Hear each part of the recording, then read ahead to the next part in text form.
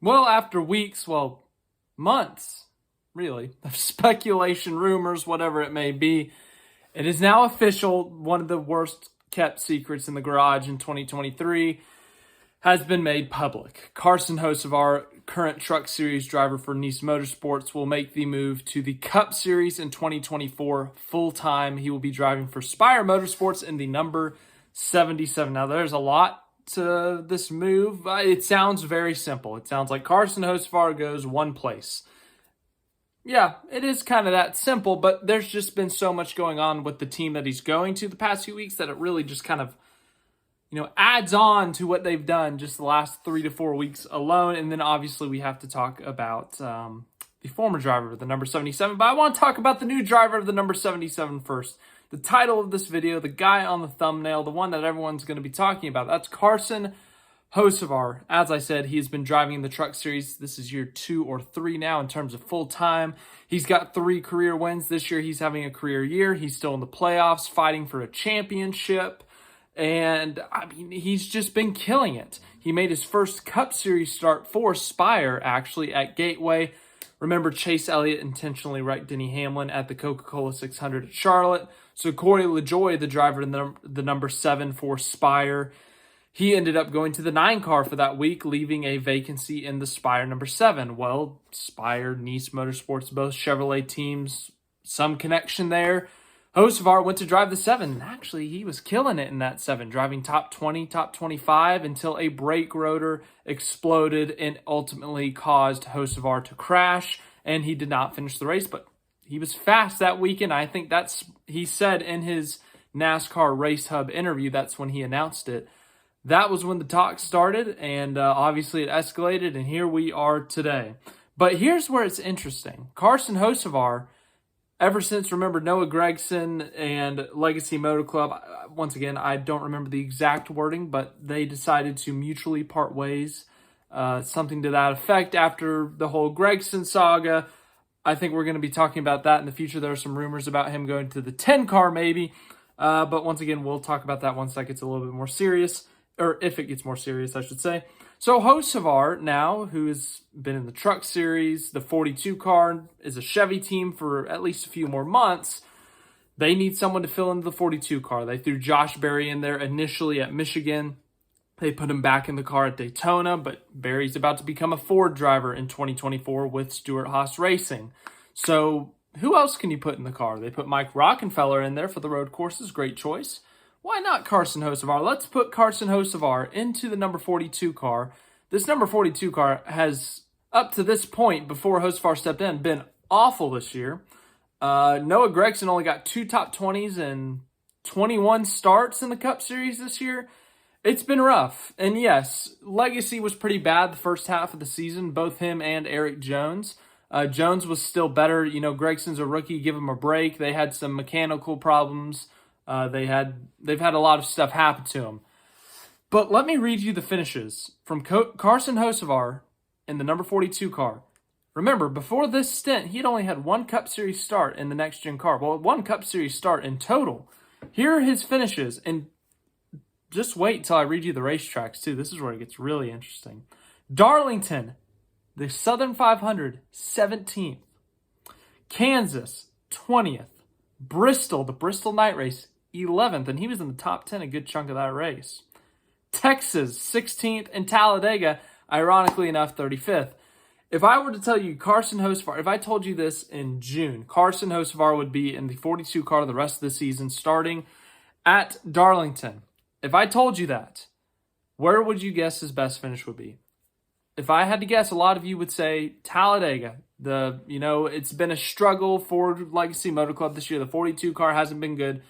All that, you would expect the 42 to run its best at Talladega, a super speedway where anyone can win.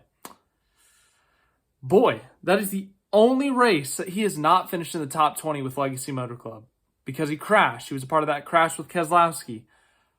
Oh my goodness, he has been killing it in that 42 car. I'm sure once Spire saw that, if they weren't already in advanced discussions, the instant they saw that 17th at the Southern 500, I know overreacting to one race is a thing. We saw it in F1 this year. Nick DeVries made 1 start in 2022 with Williams, got a points finish, AlphaTauri made the decision to hire him, and they fired him less than halfway through the season. So overreacting to one race can be a thing, but the Southern 500 is one of the most difficult races for NASCAR drivers. It's a physically demanding race. It is the longest race time-wise, and it's a nighttime race.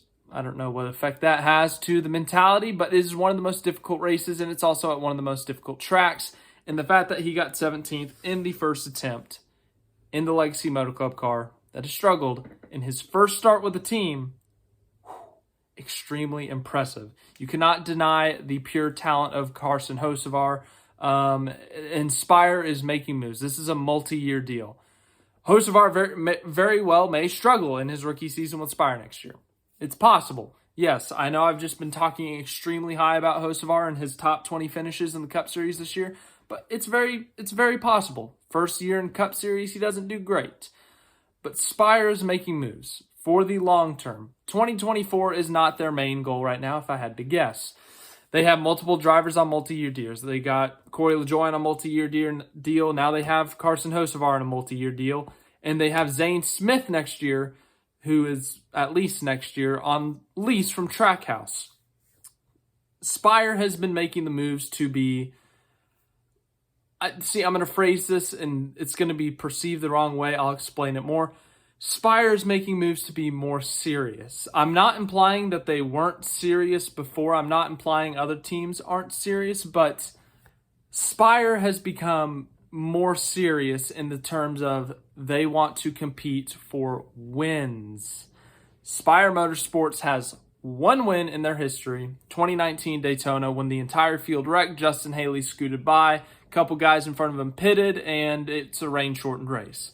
Now, once again, a win is a win in the Cup Series. I don't care how it comes. Justin Haley's a Cup winner. Spire, they are Cup winners in the 77 car, actually. So, really, once again, when you look at it, it's not the most impressive Cup Series win. It's still a Cup win, but a lot had to happen for that. Since then, they've really been back markers. But then last year, they took a step forward. LaJoie stepped up in performance. He almost won at Atlanta, which was a huge deal for them. He wrecked and finished 20th, but he was fighting for the win on the last lap, and for that team, that was huge. Step forward to this year, LaJoie is consistently putting forth top 20 finishes. The team suddenly has a bunch of sponsorship and money from Gainbridge, and then they start making moves in September.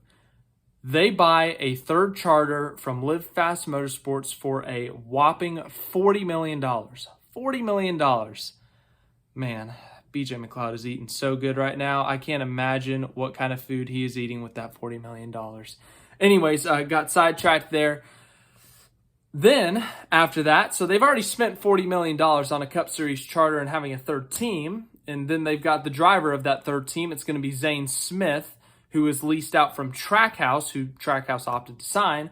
Well, then they go and buy an entire Truck Series team. They buy Kyle Busch Motorsports from Kyle Busch. That's currently a 2-truck operation. They got their own facility, and Spire wants to move to that facility.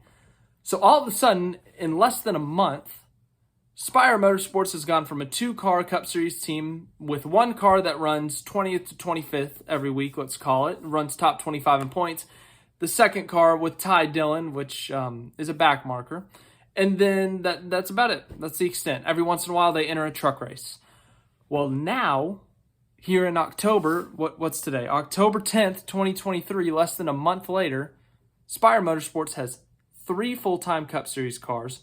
One still with Corey LaJoie on a multi-year deal. The other with an up-and-coming star in Zane Smith. The other now with another up-and-coming star, Carson Hocevar. And they also own an entire Truck Series team. Who would have thought? Who would have guessed? But Spire making big moves. But let's talk about the old driver of the 77, Ty Dillon. Didn't even get a formal goodbye yet. I'm sure they will do a thank you post, a thank you Ty Dillon. But usually the way it goes is, driver number 1, Ty Dillon, has been released, and Carson Hocevar, an hour later you announce Carson Hocevar's in, or you do it at the exact same time, but the whole Hocevar thing came first. Ty Dillon, he brought a lot of funding, I believe. He was with Legacy Motor Club, formerly Petty GMS, for a year and got booted out of that seat. I mean, Ty Dillon just hasn't put forth the results. That's all I'm going to say. We've seen what LaJoie can do in a Spire car, and Ty Dillon just, it's not even close.